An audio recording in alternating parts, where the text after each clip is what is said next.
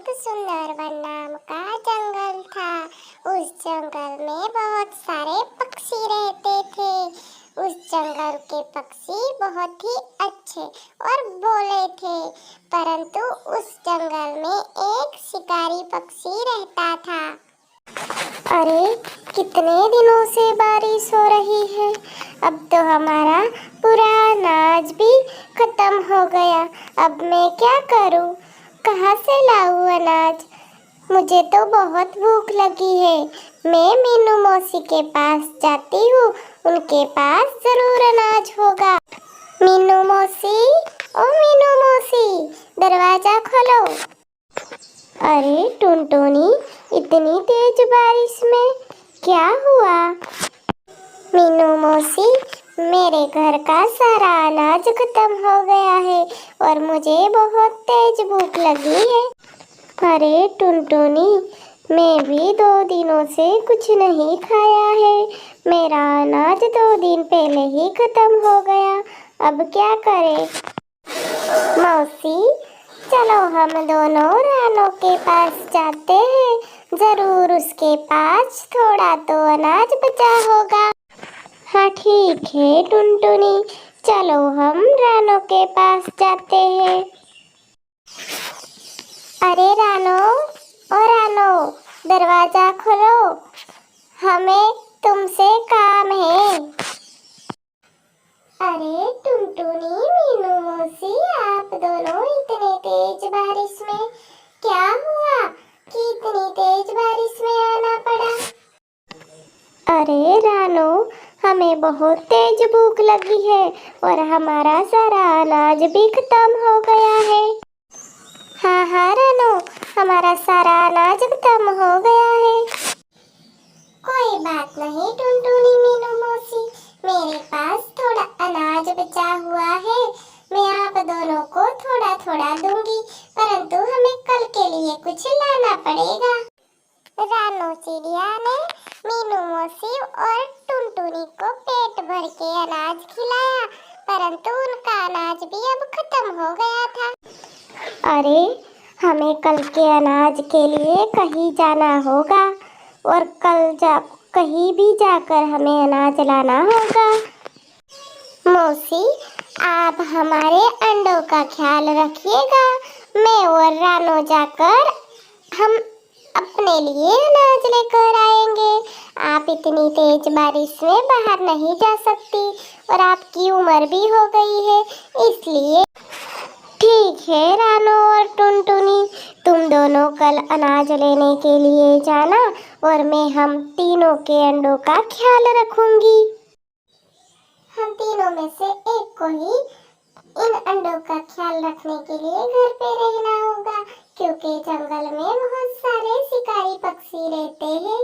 इसलिए आप हमारे अंडों का ख्याल रखिएगा मौसी, और हम दोनों कहीं से भी आपके लिए खाना लेकर आएंगे।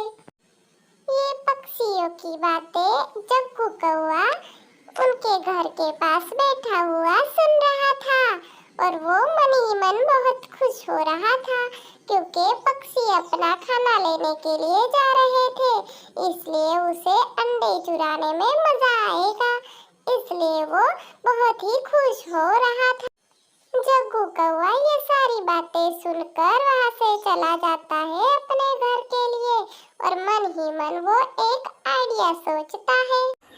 कल वो दोनों चिड़िया अपने लिए खाना लेने जाने वाली है। मीनू मौसी घर रहेगी, इसलिए ये बात मैं चील को बता के आता हूँ। अरे वो चील भैया, दरवाजा खोलिए, मैं आपके लिए अच्छे समाचार लाया हूँ। अरे बोलो जग्गू कौआ, क्या समाचार लेकर आए हो जो इतनी बारिश में यहाँ वहाँ भटक रहे हो? अरे चील भैया, मैंने अपने कानों से सुना है कि वो चिड़िया अपने अंडों को मीनू मौसी के पास रख के वो जंगल में कहीं खाना लेने जाने वाली है। क्यों ना हम अंडे चुरा ले? ठीक है जग्गू कौआ। अरे, हमारे पीछे तो चील बैठा हुआ है रानो, अब क्या करें? हाँ हाँ टुनटुनी बहन, अब हम क्या करेंगे? अगर ये चील हम दोनों को देख लेगा तो पक्का ही खा जाएगा, इसलिए हम दोनों कहीं छुप जाते हैं। अरे रानो बहन, मुझे लगता है चील ने हम दोनों को नहीं देखा हुआ है, क्योंकि वो हमारे पीछे बैठा है, इसलिए उसे पता नहीं होगा। अरे हम दोनों अपने लिए कोई अच्छा सा पेड़ ढूंढ ले, उस पेड़ पे जाकर बैठेंगे तो हमें चील ना ढूंढ पाए। ठीक है टुनटुनी, चलो हम अब चलते हैं। दोनों पक्षी चील से नजर चुरा के भाग जाते हैं। जग्गू कौवा खाने में नींद की दवाइयाँ मिला के मीनू मौसी को देने के लिए चला जाता है। अरे वो मीनू मौसी, दरवाजा खोलो, मैं जग्गू कौवा। हाँ हाँ, आओ जग्गू, क्यों आए हो तुम? मौसी, मैं आपके लिए खाना लाया हूँ। ये रानो और टुनटुनी ने भिजवाया है। कहा है कि हम और खाना लेने के लिए दूसरे जंगल जा रहे हैं, इसलिए खाना मीनू मौसी तक पहुँचा देना। मीनू मौसी ने ये खाना रख लिया, क्योंकि उन्हें लगता था ये कौवा सच बोल रहा होगा। कौवा उनको खाना देकर चला जाता है और मीनू मौसी उस खाने को खाने के लिए तैयार हो जाती है और मीनू मौसी वो खाना खाने लगती है। मीनू मौसी ने सोचा जरूर रानू और टुनटुनी ने भिजवाया होगा, इसलिए मीनू मौसी खाना खाने के लिए तैयार हो जाती है और खाना खाकर वो बहुत तेज नींद आने लगती है और ये सब कौवा देख रहा था। लगता है मीनू मौसी ने खाना खा लिया है और मैं सारे अंडों को अब लेकर चला जाता हूँ एक पोटली में बांधकर, क्योंकि कहीं मीनू मौसी उठ न जाए, इसलिए मैं अब इन अंडों को लेकर चलता हूँ। जग्गू वहाँ से चला जाता है अंडों को लेकर।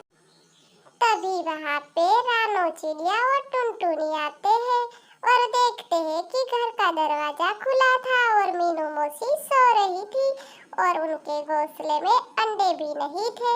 दोनों चिड़िया बहुत ही परेशान हो जाती है। उन्हें लगता था कि कहीं हमारा अंडे शिकारी पक्षी ना खा गया हो। दोनों चिड़िया बहुत ही रो रही थी और बहुत चिंता कर रही थी। पता नहीं मौसी क्या हुआ होगा। अरे हमारे अंडे कहाँ गए होंगे? कहीं वो दुष्ट कौवा हमारे अंडों को ना ले गया हो। उसने मुझे खाना दिया था और वो खाना खाकर मैं सो गई। मौसी, मुझे तो लगता है उस दुष्ट जग्गू कौवे ने हमारे अंडों को चुरा लिया है। पता नहीं अब उनके साथ क्या करें। हाँ हाँ रानो, लगता है उस दुष्ट कौवे ने ही हमारे साथ ऐसा किया है। मेरे पास एक युक्ति है, चलो हम तीनों उस जग्गू कौवे के घर जाते हैं। और तीनों पक्षी जग्गू कौवे के घर के पास जाकर बैठ जाते हैं और खिड़की में से उनकी बातें सुनने लगते हैं। अरे चील भैया, आज तो बहुत मजा आएगा। उन चिड़ियाओं के अंडे खाने मिलेंगे हमें। आज मैं बहुत खुश हूँ कि मैं अंडे खाऊंगा। अरे शाबाश शाबाश जग्गू, तुमने तो बहुत बढ़िया काम किया है। तुम्हें दांत देनी होगी। हाँ हाँ चील भैया। तभी वहाँ पे रानो और मीनू मौसी और टुनटुनी चिड़िया मिर्ची लेकर आते हैं और वो सारी मिर्ची चील और जग्गू कौवे के आँख में लग जाती है और दोनों ही बहुत ही उछलने लगते हैं और चिल्लाने लगते हैं। अरे चील भैया, मेरी आंखें बहुत जल रही है, मुझे बहुत दर्द हो रहा है। कोई मदद करो मेरी, कोई मदद करो, मेरी आंखें जल रही है। अरे मेरी आंखों में भी बहुत दर्द हो रहा है। पता नहीं किसी ने मिर्ची डाल दी है मेरी आंखों में, मुझे बहुत दर्द हो रहा है।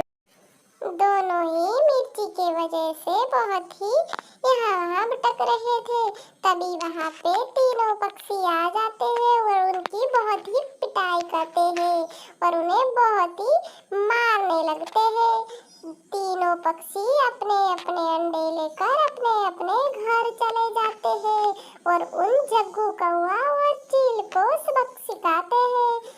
सब पक्षी बहुत ही मिलजुल कर रहने लगे और अब उनके जंगल में कोई भी शिकारी पक्षी नहीं था। अब वो बहुत ही खुश थे और अपने जंगल में खुशी खुशी वो तीनों पक्षी अब रहने लगे थे और बहुत ही मिलजुल कर रहने लगे थे।